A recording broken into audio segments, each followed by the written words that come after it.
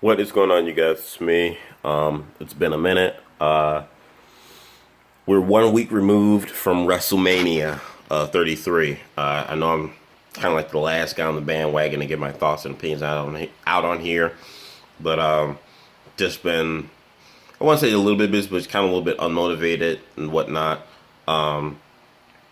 Just kind of been a little bit lazy in getting around to doing this. But better late than never. I'd rather be a week late than doing a review of Mania 33 2 months later or what have you. So I saw WrestleMania. As a whole, I thought it was a good show. I didn't think it was bad. There were a couple of weak matches. There were some strong matches, or should I say entertaining matches, I should say. Coming out of this, I enjoyed it for what it was. I thought it was a good entertaining show. I thought this was better than last year's WrestleMania. I think a lot of people can agree to that. That also doesn't really say a lot either. But still, it was a much better Mania than last year. Probably my one biggest complaint: this WrestleMania was very long. I normally don't watch pre-shows, but I figured to kind of like go all out because it's WrestleMania. It's like the Super Bowl for wrestling. So I figured, go all out, watch from pre-show to the actual main card, and plus they moved the cruiserweight title match onto the pre-show, off to the kickoff show. Why? I'll never know. So that was also another reason for me to want to go check it out. So 7 hours, too long, but let's get through it real quickly. Cruiserweight match, Neville versus Austin Aries. I thought this was a good match for what it was. Definitely see these guys going on and continuing the feud even further. To me, Austin Aries and Neville are the best guys that they have right now in that cruiserweight division. A division that is really not over with the crowd, that lacks some depth in terms of personality and character. Neville and Aries, they're the best right now that division has right now, and they need to build that division around those two. But Neville retains the title, so looking forward to seeing them continue that feud. We had the Andre Battle Royal. I never really cared for this match. I never cared for its concept. Ever since its inception, I never cared for it. Was hoping Braun Strowman would kind of get it to kind of reheat him a little bit after his feud with Roman. Didn't happen. Mojo Rawley, of all people, end up winning it. Stupid. Then we had Dean Ambrose versus Baron Corbin for the Intercontinental title. Kind of strange to me that got bumped to the pre-show. This match was nothing more than just your average run-of-the-mill SmackDown match. They could have had on SmackDown. But Dean Ambrose retained. Nothing special coming out of there. And then we get down to the actual show itself. The show kicked off with AJ Styles versus Shane McMahon. This was a feud I did not care for going into it. This was a match that got leaked out that I was not intrigued with at all. I thought that AJ Styles deserved a better opponent, like many other people I've seen online voice their opinions on as well. But they ended up having one of the better matches on the show. Shane McMahon busted his ass, did a good job. AJ Styles worked well with Shane and did what he had to do and make it a believable match. And AJ Styles won, which was a shocker to me. And I know a lot of people may say, "Why is that a shocker to you?" Only due to the simple fact that for weeks leading up to their feud, AJ Styles has always got the better hand of Shane. And if you know wrestling and you know booking, anytime the heel consistently, gets at the babyface, it's only for that the babyface can get a bigger payoff, out of their feud, out of their match. And on top of that too, it's a McMahon, so I was kind of expecting some sort of politic playing, but they made the right move in having AJ Styles go over and win. Next match after this was the Raw Women's Fatal 4-Way title match. Didn't care for this match at all. The only thing I was hoping to get out of it was maybe a Sasha Banks heel turn.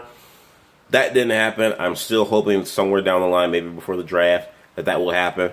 But no Sasha Banks heel turn. Bayley retains. Didn't care for this match. Next match we got was for I think the tag team titles, between Enzo and Cass, Bullet Club, and oh god, I'm forgetting the third team. Forgot the third team already. Sheamus and Cesaro. New Day, being the host of WrestleMania, came out. We were thinking that they're going to be the ones to like insert themselves into the match, making a fatal 4-way. But my God, the Hardys are back. The Hardys are back. When that music hit and that logo popped up in the background, me and my 3 other friends who I had over here in my place, we popped. It was an awesome moment. Best highlight of WrestleMania 33 by far was the Hardys return. And to add, extra cherry on top, they won the Raw Tag Team titles. I'm thinking to myself, like, oh, okay, like, the Hardys, they're back. That's awesome. That's dope. But they're probably not going to win the Raw titles. They just came back for a pop. No, they win the Raw titles on the exact same night that they made their return. And that made it even more awesome and more rewarding. After that, that's where the pay-per-view kind of dips. The pay-per-view doesn't go sour, in my opinion, but it kind of dips a little bit in terms of excitement and intrigue. Next match we got after this was the mixed tag match between Cena and Miz.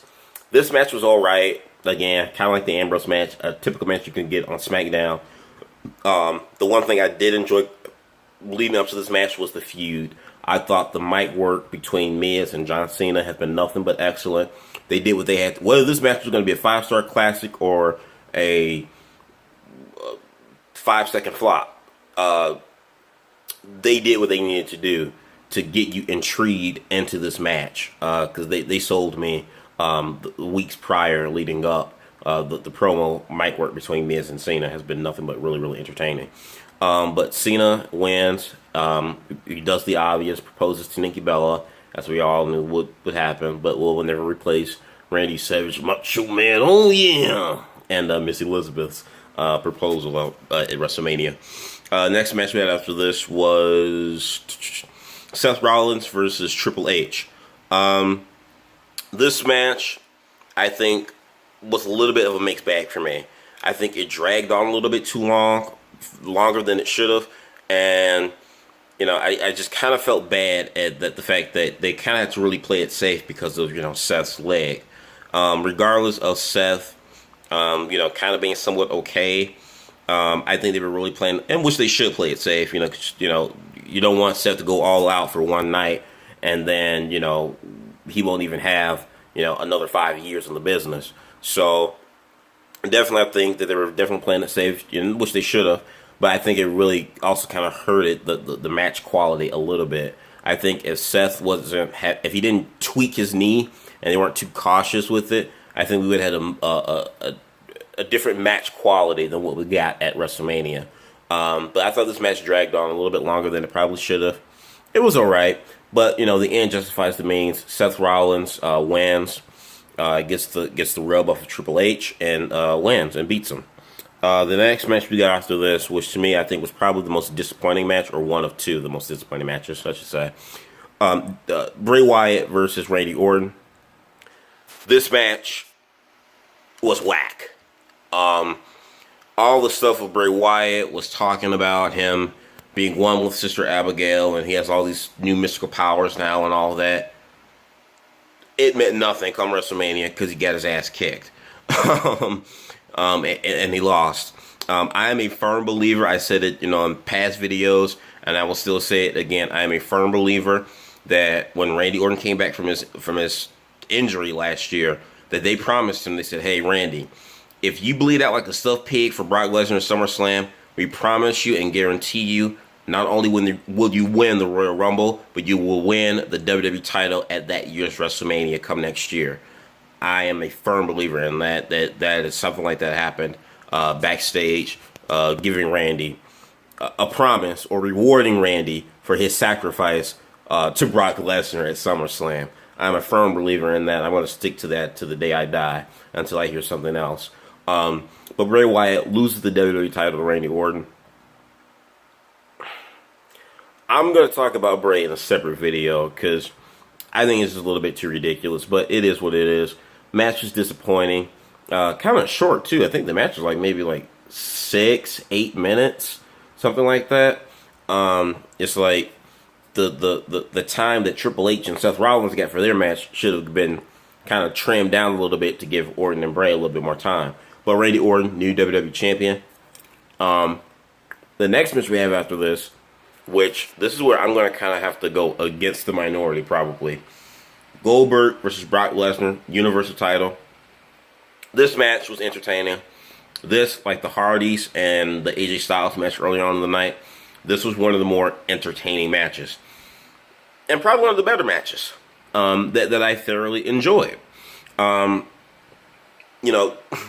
Yes, it was, this match was about maybe, 4 minutes and 45 seconds or 5 minutes. About 5 minutes or so. But these guys went in there and they, like big juggernaut men, and they tore each other apart. Yeah, so what? It was a German suplex, spear, jackhammer, German suplex, spear, F5, 1, 2, 3. But they kicked ass, and I think you really could not expect anything more. You knew coming into this what you were going to get, and that was going to be a short match. My only concern, and I've said in past videos, you guys know that I said going into this, I hope that two things going into this match. That A, they don't do a repeat of what they did with Survivor Series. Survivor Series worked for what they did at Survivor Series.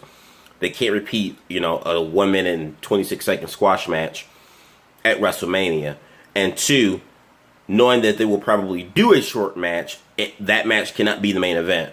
Well, needless to say, I'm satisfied as a fan in regards to that match, because they didn't do a repeat of Survivor Series, and that match was not the main event. Now, some people kind of coming out of WrestleMania now, some people may wish that might have been the main event.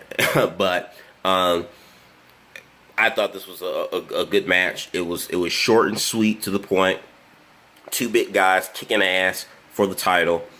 You really couldn't ask for anything more. I mean, a 5-minute power match between two big dudes. I thought it was good for what it was. It was good for what it was, and it was entertaining.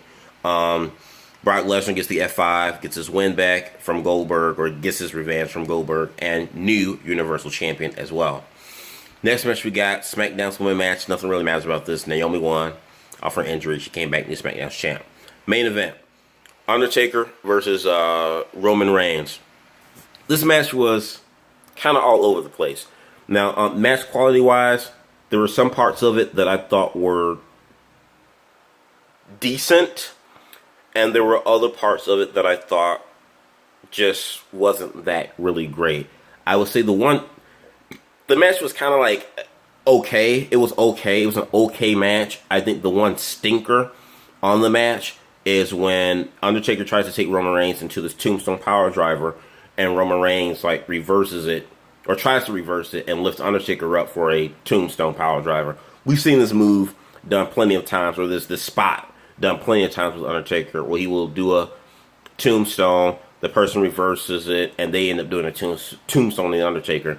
But Roman just couldn't lift up Undertaker, and I just don't think Undertaker had it in him to really kind of help Roman and give him that boost. At the end of the day, and the match kind of ended a little bit awkwardly too. I think Undertaker kind of missed the spot where Roman was just running through the ropes, gives him the spear, pans, eats it, wins. Roman Reigns beats Undertaker, and WrestleMania ends with Undertaker taking off his gloves, his hat, and his jacket. Leaves it in the middle of the ring.